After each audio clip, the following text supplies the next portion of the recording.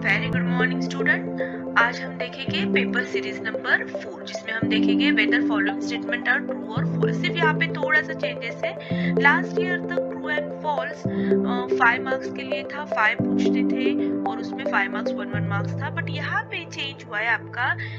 यहाँ पे अब आप true and false with reason लिखना है। आपका पेपर पैटर्न थोड़ा चेंज हुआ है। सी हियर, यहाँ पे आपको विथ रीजन लिखना होगा। तो they will ask you 2 questions.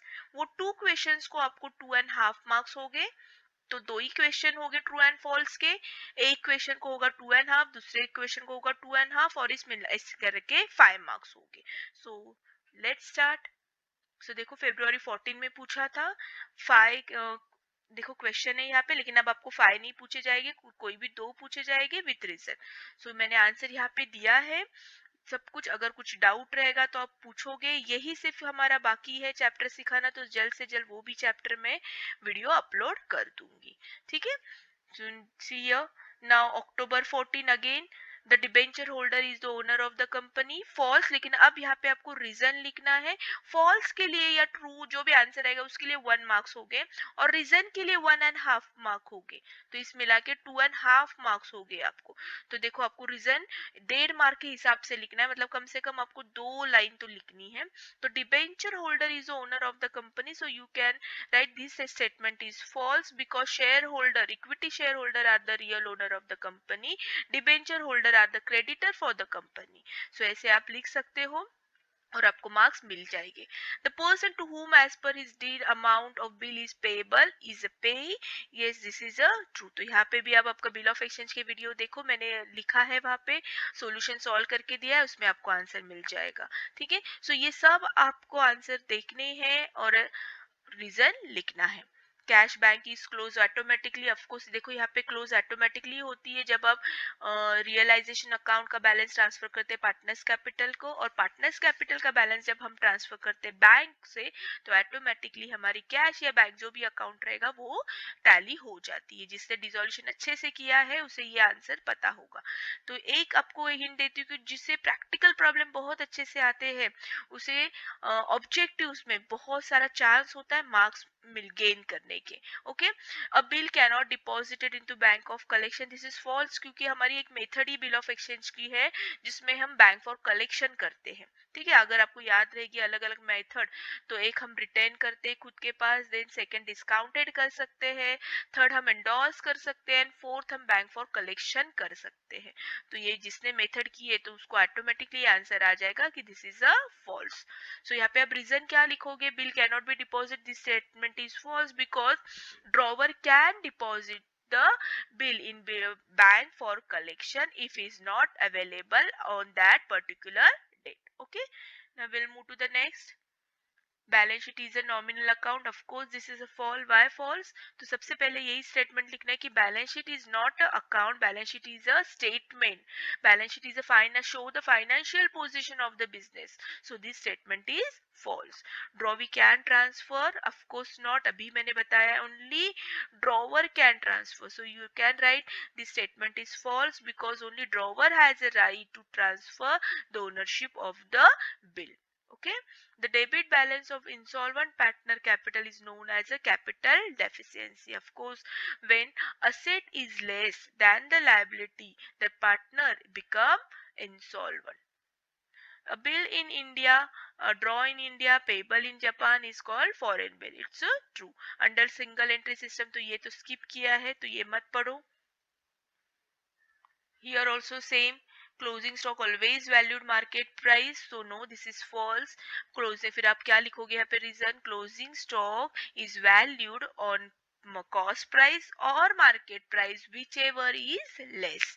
ठीक है।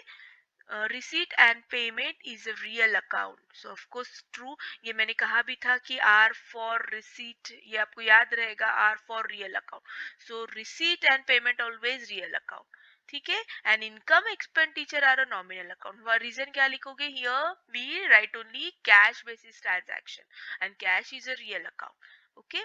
तो थोड़ा सा थ्योरेटिकल पार्ट आप पढ़ो, जब मैंने वीडियोस अपलोड किए तो पहले इंट्रोडक्शन पार्ट मैंने अच्छे से एक्सप्लेन किया है जिसमें थ्योरेटिकल पार्ट मैंने कवर किया है। तो प्लीज हर वीडियो मेरा आप अच्छे ध्यान से देखो, आपको ये 20 मार्क्स कवर हो जाएंगे। ठीक है। Share are issued for cash only, so false. A bill of exchange can be endorse only once, ये भी फॉल्स है। हम एक नहीं 2-3 बार भी एंडोर्स कर सकते हैं। Okay. Financial statement include only balance sheet, no, ये चैप्टर हमारा बाकी है। तो जब मैं ये थ्योरेटिकल पार्ट कवर करूंगी तो ये आंसर आपका कवर हो जाएगा। ठीक है। The interest on capital income for the firm, so this is false. क्यों फॉल्स है? Because the interest on capital, जब कोई पार्टनर्स या प्रोप्राइटर कैपिटल बिजनेस में इन्वेस्ट करता है तो बिजनेस उसको उस पर इंटरेस्ट देता है, तो this is expenses for the firm, expenses for the partnership firm. तो अगर आपको याद रहेगा तो फाइनल अकाउंट में भी हम इंटरेस्ट ऑन कैपिटल की अगर एडजस्टमेंट होगी तो एक इफेक्ट हम कहाँ पे देते हैं? प्रॉफिट एंड लॉस के डेबिट में देते हैं। एंड डेबिट मतलब क्या? Nominal account. So all expenses and losses. So this is expenses for the firm. Okay. Inland bill which is drawn in and payable in the same country. This is true. The debenture holder owner of the, देखो फिर से ये repeat हुआ है question. So false. मैंने reason बताया है starting में ही. Purchase of fixed asset is operating cash flow, ये चैप्टर हमारा बाकी है। सो डोंट वरी, जब मैं इसका कवर करूंगी तो आपको बता दूंगी। फिलहाल इसका आंसर आप याद रखो फॉल्स है। Okay. Noting charges are payable to notary public in case of honor. No, it's a false. Noting charges, तो आप रीजन यही लिखना है, noting charges are payable to notary public in case of dishonor of bill as a penalty. देखो जुलाई 2016 में ये questions पूछे थे। All receipt are the item of revenue income, so of course not सभी रिसीट रेवेन्यू इनकम नहीं होते हैं, कुछ कैपिटल इनकम भी होते हैं। तो ये मैंने बहुत अच्छे से, जब मैंने नॉन प्रॉफिट का इंट्रोडक्शन का पार्ट बनाया है, आई गेस 2 वीडियो मैंने इंट्रोडक्शन पे बनाया है, तो उसमें मैंने बहुत अच्छे से एक्सप्लेन किया है। तो प्लीज एक बार वो वीडियो देखना है। ठीक है। At the time of dissolution loan from partner will be transfer to realisation, of course not.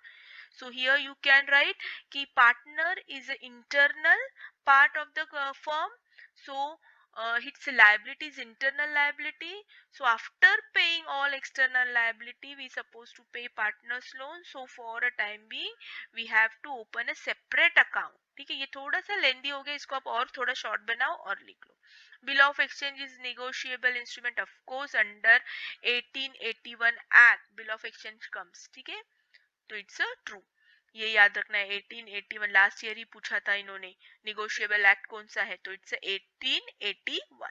Acceptance without making any change in the term of bill is called general exception. Of course अगर कोई condition होगी तो that is called conditional acceptance. Ratio analysis use for interpersonal comparison, yes chapter में सिखाओगी। Next 17 में देखो बार बार वही repeat करते हैं। सी ईयर ये रिपीट हुआ है, बार बार यही रिपीट हुआ है। ठीक है। ये हमें है ही नहीं सिंगल एंट्री, ये भी रिपीट हुआ है। Dissolution cash bank is close automatically. All direct expenses debited, of course हम debited direct expenses trading account में ही करते हैं, because trading account is related with the direct expenses, factory expenses, production expenses, and this all called direct expenses. ठीक है। When goodwill paid privately no entry is made, of course this is true. Privately मतलब यहाँ पे उन partners के बीच की बात है, तो ये हम एंट्री बुक में नहीं बताएगी। ओके। ये ऑलरेडी रिपीट हो चुके हैं सब questions. Non-profit concern don't have a profit motive, of course this is a true, because non-profit concern is work for the service, uh, for the people, by the people. So of course they don't have interest to earn the profit, they are interested in to provide the service to the needy poor people. So this is true. Bank account is debited when sent for collection, so false. अगर journal entry अगर आपको आती होगी तो यहाँ पे journal entry क्या होगी, एक बार आप करके देखो कि अगर हम बिल सेंड फॉर कलेक्शन करते हैं तो हमारी जर्नल एंट्री क्या आएगी? Bank for collection account debit to bill receivable. अगर आपने ये केस देखी होगी, ये वीडियो देखा होगा तो आपको समझ में आएगा। ठीक है। Next, new partner is admitted in the firm for getting additional capital and skill. Of course, हम new partner skill ही करते हैं. Either he will bring as capital, otherwise he has some special skill. ठीक है. Closing value देखो ये भी repeat हुआ है. Of course not market price, cost price हमें कोई लेना देना नहीं होता है. Which ever is less that we suppose to take. Share always at issued at par. Of course not. Shares are issued, can be issued at discount, at par, at premium. ठीक है, ये चैप्टर मैंने सिखाया है अभी just recently, तो video देखो आपको समझ में आ जाएगा. We'll move to the next. Closing stock always थी. थर्ड टाइम ये पूछा है उन्होंने रिपीट. तो देखो अगर आप ये करके जाओगे तो कितना बेनिफिट होगा आपके लिए. वही वही रिपीटेशन होते हैं, इसलिए मैंने आपको कहा है कि आप बार बार ये वीडियो देखो, सॉल्व करो, क्वेश्चन लास्ट 5 years के क्वेश्चन पेपर सॉल्व करो, तो बहुत सारा आपको आसान जाएगा मार्क्स मिलाने के लिए. Retirement bills payment before due date, of course this is a true. Share forfeited balance is transfer to capital reserve, ये भी मैंने एक्सप्लेनेशन दिया है जब चैप्टर सिखाया है तब. GP depend upon the net sales. Of course GP मतलब ग्रॉस प्रॉफिट नेट सेल, ये हम सब ट्रेडिंग अकाउंट में ही लिखते हैं ना. तो ट्रेडिंग अकाउंट में सेल्स जितना बढ़ेगा उतना हमारा क्या होगा, जीपी इंक्रीज होगा. ओके मतलब इनका रिलेशन कैसा है, पॉजिटिव रिलेशन है. Okay. The inland bill which is drawn in and payable in the same country, ये भी रिपीट किया है question. Okay. So will move to the next 2018 statement. यहाँ पे भी देखो balance, final balancing amount, income, expenditure, repaid, surplus और deficit. Of course non profit concern में हम सरप्लस या डेफिसिट ही लिखते हैं, ट्रू एंड फॉल्स नहीं लिखते हैं. This is also true. देखो आई डोंट थिंक यहाँ पे ज़्यादा आपको एक्सप्लेनेशन देने की ज़रूरत है. ठीक है, ये ऑलरेडी रिपीट हुआ है, तो सिर्फ आप एक बार आंसर देख लो. अगर कुछ डाउट रहेगा तो कमेंट बॉक्स में पूछो. We'll move to the March 2019.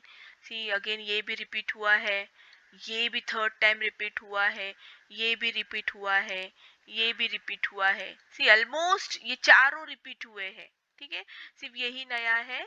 So this is true. क्यों ट्रू, तो जब ये चैप्टर सिखाओगे तो मैं आपको एक्सप्लेनेशन दूंगी. सो देखो बार बार वही क्वेश्चन रिपीट होते, तो कर लो एक बार तो मार्क्स अच्छे मिल जाएंगे. मार्च 2020 ड्रॉई can be transfer ownership of bill.